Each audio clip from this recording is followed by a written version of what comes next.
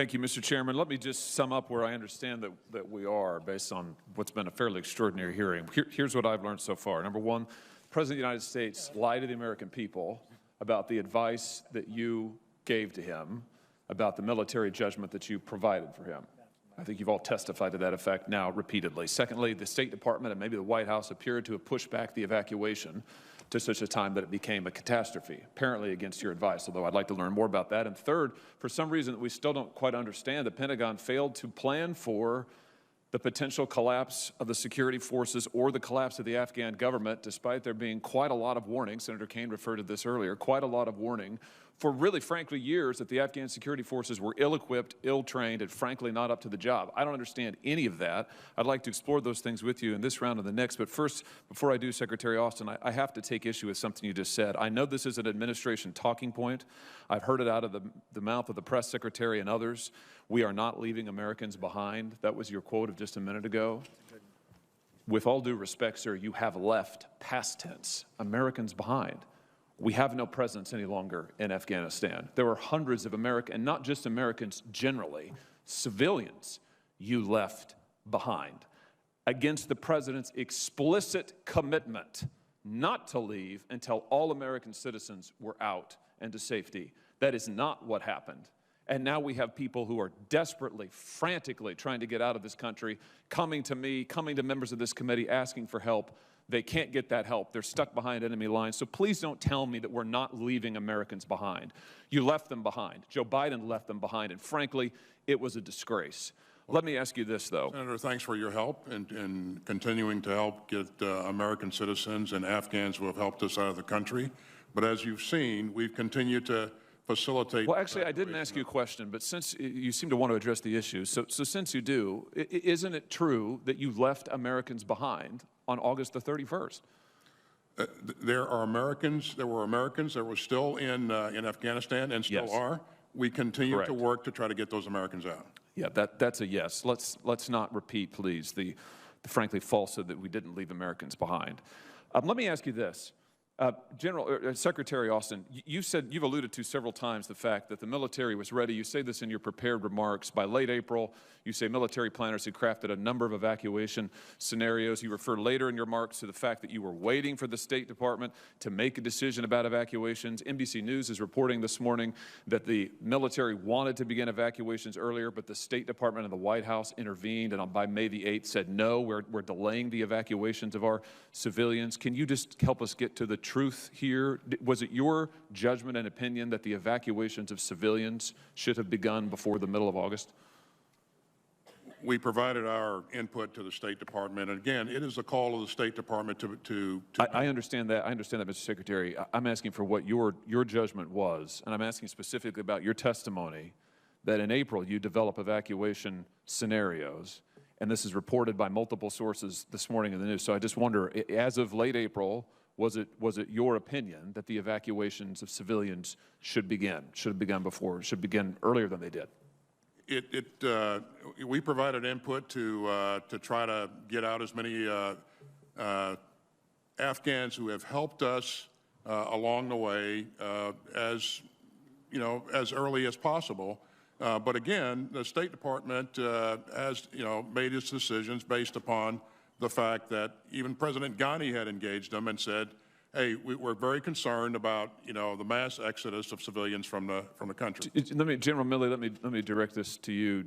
Did you ever advise in the interagency process that the rapid withdrawal timeline that the White House, the Pentagon signed off on, General Miller proposed, effectively getting us to zero by the middle of July, that would negatively impact any effort to get out our civilians? In other words, if we'd drawn down to zero by July, if we then had a civilian evacuation ordered, we'd be in a lot of trouble. Did you ever advise to that effect during the interagency process? Did you warn about that possibility of drawing down so quickly before a civilian evacuation was underway? Yeah, but it's more complicated than that. The drawdown of the forces under Miller, those guys are advisors. They're not the NEO kind of guys. The NEO troops are Marine Expeditionary Unit, Special Purpose MAGTF, and elements of the 82nd Airborne Division. That's what you need in order to do the NEO. Those are the plans, I believe, that the Secretary is referring to that were developed early on. And there's specific triggers that are required, and the State Department calls the time of the NEO. Secretary, in fact, on the 12th of August, started pushing forward forces and orders, and on the 14th, the Ambassador Wilson, called the NEO. Should that have been called earlier? I think that's an open question that needs further exploration based on a series of meetings. But the April piece and the drawdown of the advisors, that's a separate and distinct task, and the retrograde of those forces. Those 2,500 advisors weren't the guys bringing out the American citizens anyway. Those were the advisors to the Afghan security forces. There were concerns that we raised throughout the interagency that when those advisors, if the advisors were to stay, then there's a possibility that, you know, the Afghan security forces would hang in there. We all knew that when we pulled the advisors out, when we pulled the money out, that at some point in the future, most said it was in the fall, that the Afghan security forces were going to fracture and the government would collapse. The speed at which that happens in August is a different animal. The advisors are already gone by mid-July. There is still a government. There is still an Afghan army. And the assumption was that it would remain, and the mission was to keep the embassy open, secure the embassy, transition that off to contractors, and then all the military would be out, and then it would be a diplomatic mission, and there'd be money and over-the-horizon thought. None of that happened because that army and that government collapsed very rapidly. As soon as those indicators came of fracture, Secretary Austin and others throughout the government executed and implemented a NEO plan for which there was contingencies that were built.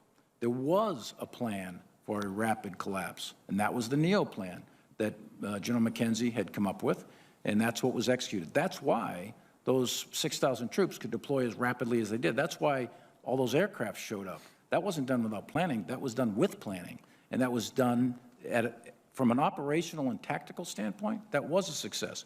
Strategically, the war is lost. The enemy's in Kabul, so that you have a strategic failure while you simultaneously have an operational and tactical success by the soldiers on the ground.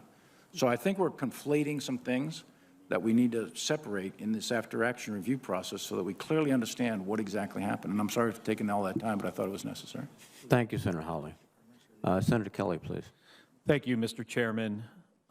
Mr. Secretary, let me begin by expressing my gratitude to each of the over 800,000 Americans, many of them Arizonans, who served in Afghanistan over the past 20 years, and to their families.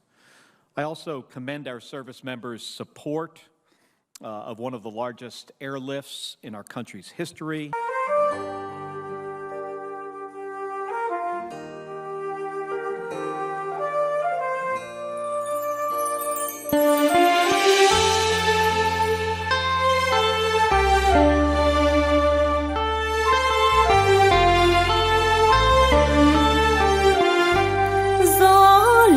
Lạnh buồn ơi,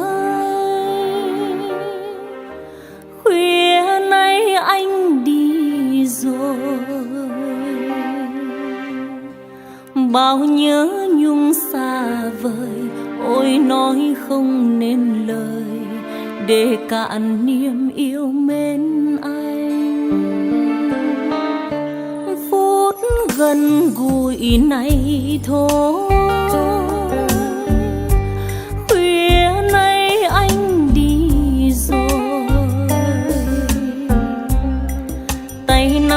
tay không rời, mắt ngắm xa chân trời, mà lòng nghe nhớ thương hoài. Anh ơi, chớ quên ngày mai đã có em chờ anh, chung xây đẹp ý đời. Tương lai trên môi yêu nhau ta thầm nói, nụ cười trao duyên mới ước vọng để mà vui. Khuya nay anh đi rồi, đem chí trai xây đời, đem mến thương cho người người đợi chờ anh.